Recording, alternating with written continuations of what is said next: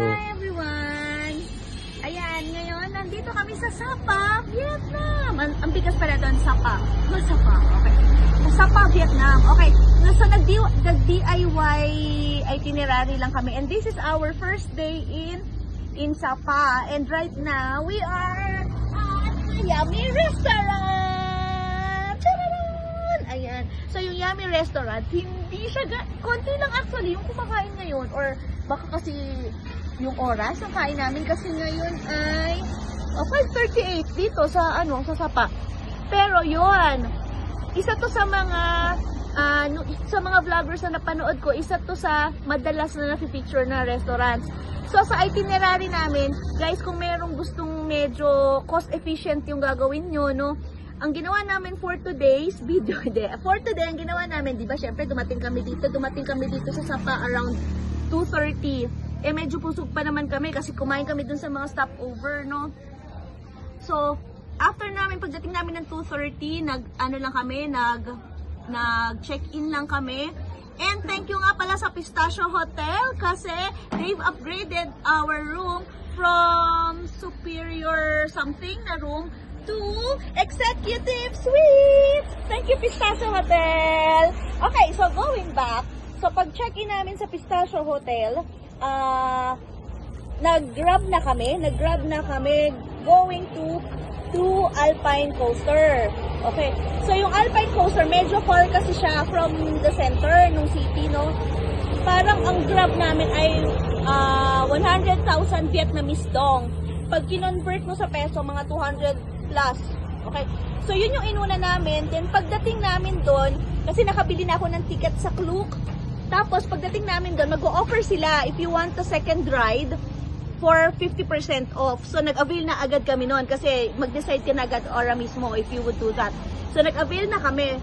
And i-feature ko yan sa isa pang vlog. Okay.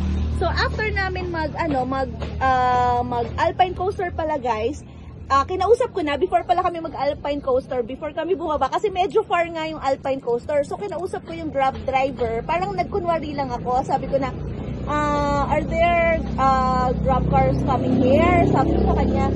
Sabi, siya na yung nag-offer na kung gusto daw namin na hihintayin namin siya for the same price. Yun, kasi ang medyo tricky lang dito sa Vietnam, guys, katulad din sa Pinas, yung taxi, may possibility na they overcharge yung mga tourists.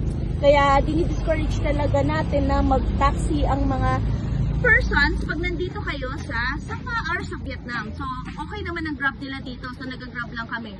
So, going back yun, nag-offer siya same price, so 100,000 pabalik. Nung pabalik kami, we've decided, kasi nga parang may storm coming eh. At yung storm coming, guys, from Manila, from the Philippines, no? So, kamalas-malasan talaga. At kakaalis lang nung dating bagyo din dito. So, yun, nag-decide na kami na dumaan na ng Moana. So, kasi along the way yan pabalik. So, from Alpine, nagbayad kami ng again 100,000 Vietnamese dong. Supposedly, hatid yun na kami dapat sa Pistachio, pero nagpababa na kami sa Moana Cafe. Ang Moana Cafe, don't skip that, guys. That's the cheapest tourist spot na pwede nyo puntahan dito. I-feature ko din yan, pero ang Moana Cafe ay you'll just pay 90,000 per head. You have access sa lahat ng pwedeng picture na places nila, magaganda, and may kasama na siyang either coffee or soft drinks or tea. Okay, after namin mag-Moana, nag-walk lang kami 6 minutes to this restaurant, ang Yummy Restaurant. Okay, so kinuha namin yung dalawa sa mga sikat na dish nila. Ito yung chicken curry in coconut. So, mamaya, tingnan natin kung masarap, i-review ko. And, ito naman yung beef in bamboo. Tapos, akala ko kasi wala pang rice yan. So, nag-add up ako ng fried rice with pork, and then dalawang coke, and then yung coconut na juice. Okay, so guys, hintayin nyo na lang yung review ko after dito kung anong mga lasa nito. Affordable naman to, okay? So, wait na lang, isusunod ko lang din dito agad. Bye muna for now, guys! Ayan, okay, so tikman na natin. Okay, so bago pala tayo mag-start, guys, syempre, nasa ibang bansa tayo, magiging maingat tayo, okay, sa lahat ng kakainan natin. Isang tip, para bago kayo kumain. No? Dito naman kasi restaurant naman siya, so I believe, naniniwala ako, medyo confident naman ako na maayos yung pag-serve nila. Saka yun nga, bilang pinupuntahan din sila talaga ng mga tourists. Although hindi siya talaga accessible, malapit pala siya sa KK Sapa Hotel and dun sa Moana. As in 6 minutes walk lang siya from Moana. Okay, so ang tip ko, na ginawa din namin to, pagka may chances na kakain kayo sa labas, pag may lemon sila or yung mga lemon, basta parang, or parang kalamansi, ano ba yun, Dad? Yung kalamansi, lime, yes. Lime, pag may lime sila, if may lime sila, i-ano nyo, use that to clean yung mga utensils na gagamitin nyo. Yun ang ginawa namin. Okay, so, kain na tayo, guys! Sige, kasama ko pala ang aking hubby. Pero ayaw nyo magpakita. Pero tikman natin. So, ang titikman ko muna ngayon, kasi baka lumamig na at malamig dito sa Sapa ngayon, ay ang chicken. Ito, chicken curry in coconut. So, ayan na. Basta yan, nakita nyo naman na kanina. Ipapakita ko na lang din. So, yun, chicken coconut in rice. So, titingnan ko siya. Titingnan ko. Ang dami niya. Oh my God. Paubos kaya namin itong mga pinag-order namin. Parang, eto pala. Sabihin ko na lang din yung prices mamaya kung magkano. So, yes, ayan. Nagaling talaga ni Daddy. Thank you, Dad.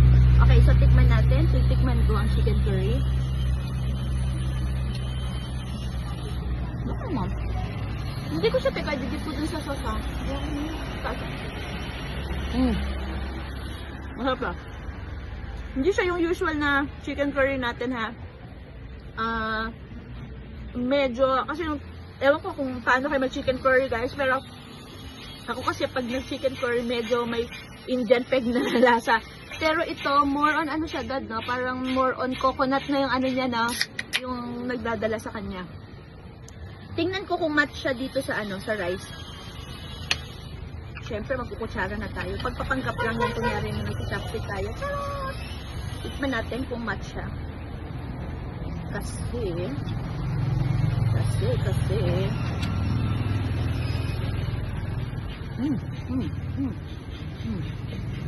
Masarap na siya sa rice. Feeling ko may iuwi pa kami mamaya. Hindi ko alam kung ubos namin to.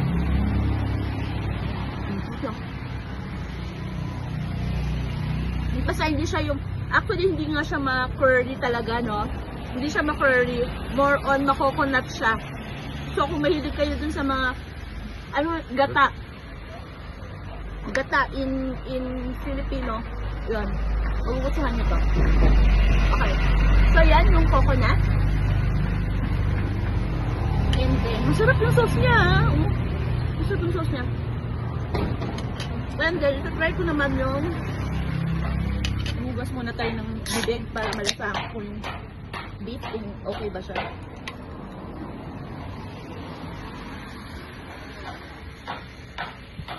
Okay. Ito yung beef in bamboo. So, let's see. Sabi nila, masarap daw talaga.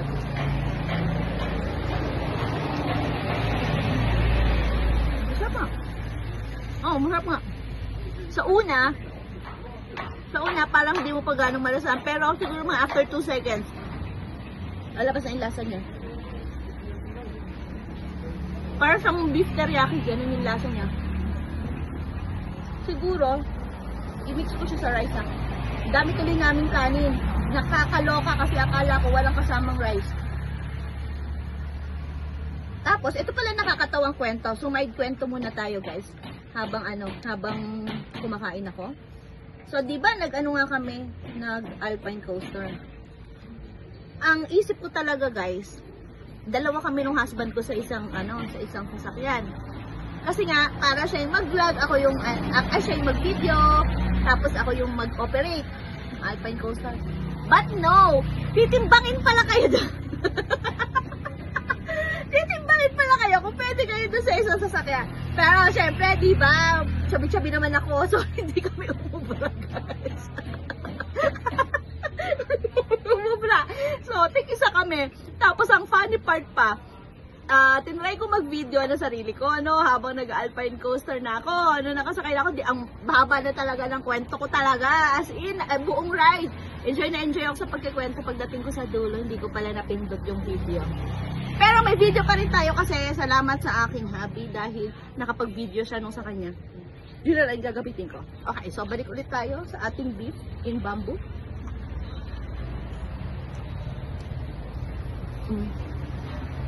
Okay siya i-partner dun sa plain rice.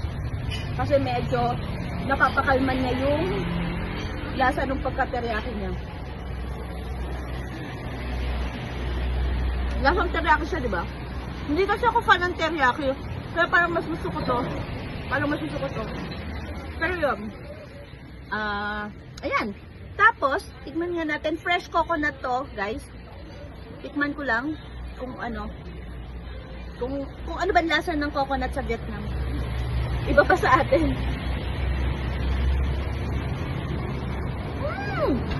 Parehas lang. Parehas lang. Sa atin. Okay. So, sige guys. Okay.